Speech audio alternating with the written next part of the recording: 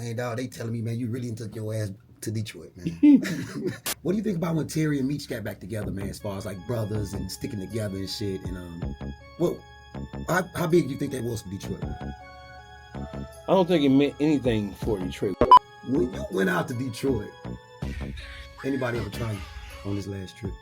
In the height of the beef with 50 Cent and Big Meech. Mm-hmm. Was Terry wrong for working with 50 Cent, man? Man, look here, dog. I don't know what the hell wrong with these niggas, man. Of course we back with another one, man. Microphone check, 1 2 1 2 1 2, man. You are now tuned into the Mafi channel, man. We are. Hold on before I do the introduction. Man, what's going on, brother? How you doing, brother?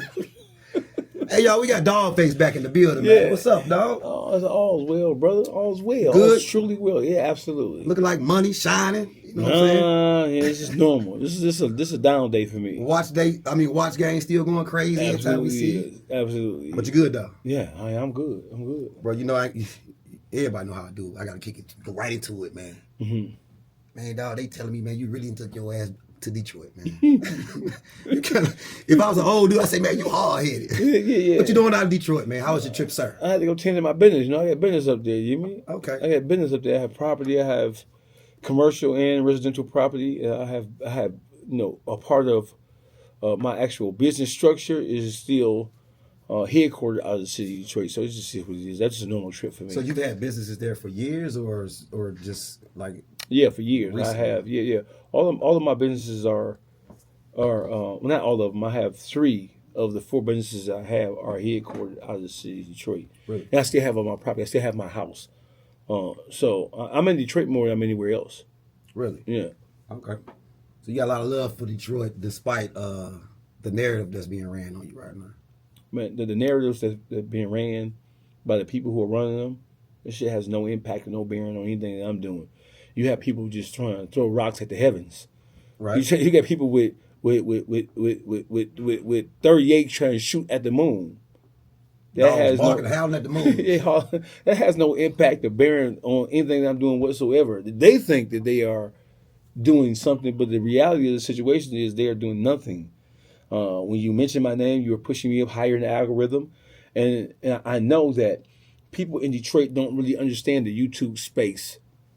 They don't really understand how things work outside of social media. They think that YouTube and social media are one and the same. I've been saying for 10 years it's not. They have nothing to do with each other. YouTube and social media, they are only similar in so much as it allows you to see and hear. Outside of allowing you to see and hear somebody talking or carrying on or whatever, that's for the similarities stop and start at, right? Right. But when you mention my name, you have people who think, good, bad, or ugly, you say my name, you are actually helping me. And that is what I have said it, and people have said it. I know they've heard it, but I don't think people actually believe and understand that. I think people think that they say something disparaging or say something negative about somebody. My foot is already solidified. I'm already in the door. I started this process that I'm on now. I started this path 15 summers ago. Let me ask you this. I want to ask people with motion. People with motion, such as yourself, do you ever wake up in the morning time and just like look at your hashtags and just see what comes up when you pull up hashtag Dawgface? Everybody hashtag Dawgface, by the way. Yeah, I do. I check it. I Google myself. To see how... Yeah, I Wikipedia myself. I do all that. I don't do it all the time, but I do it. I might do it every 6 months to every year. I haven't done it this year. I'm too busy working. And I already know what it does because I've already seen it being done before. So I already know that the frequency, the more frequency I have, the higher frequency that I'm operating on, I know it's going to catapult me to shoot me up to the YouTube street stratosphere. So I just know what it is. I don't have to go back and look at it because I already know based on the activity, I already know what's happening, what it does. There used to be a time a couple of years ago when you had to type in Dawgface, Dawgface, before anything would populate. Now when you type in DAW before you get to the G, that joint taking off like a rocket. That show you that you've been working hard, right? Yeah. It's a testament to the hard work. Look, let me ask a question for, like I say, everybody know I ain't never been in Detroit. Let me ask a question for the Detroiters out there. When you went out to Detroit, anybody ever try you on this last trip? Hey, listen. So I didn't think it was fair for me to be calling motherfuckers bitches and hoes from halfway across the country, cause that ain't gangster. Where I come from, you got something to say about a motherfucker, you say it to a motherfucker, and where he's in close enough proximity to you to where if he decide that he don't like it, then he can do something about it. Hey, listen, doggy dog. Back on the east. BP, that's Abe shit. Coney Island, when I criticize food trucks, I know my building's down there. Huh? Thought they said I couldn't come back to the east side or Detroit or whatever. Are you serious? Huh? What's up, though? Y'all good? How are you? How you feel? Y'all good?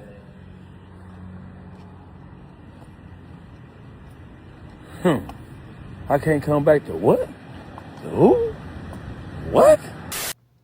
Because Of me? Yeah, because of the things that were said before you went there. Did anybody feel away? Hey, listen. So you have to learn how to distinguish.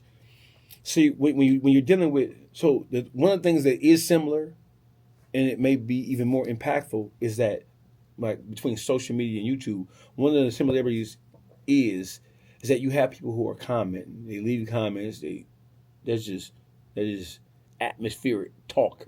That's white noise, I like right? that, yeah. So you may have the one thing about social media that can be concerning or alarming is that we believe that Lil Durk is sitting where he's sitting right now because of the pressure that the fans put on him through social media and That's the through narrative, YouTube. yeah.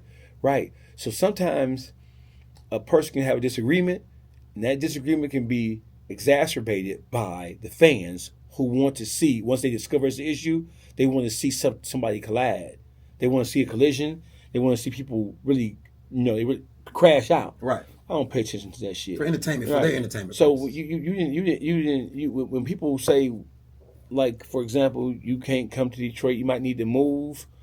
That's just a motherfucker talking, trying to get people to carry what they're saying further than the sound of the sound of their voice, right? I don't pay attention to that shit because the whole thing is move me, make me leave, put me in a situation or put me in a predicament where I can't come back. You can't do that by talking. You can't do anything to me. You can't move me to the right or to the left. You can't move me up or down or in or out by just simply running your mouth. I don't give a fuck about you talking. You can talk to your motherfucking to your tonsils fall out your motherfucking head.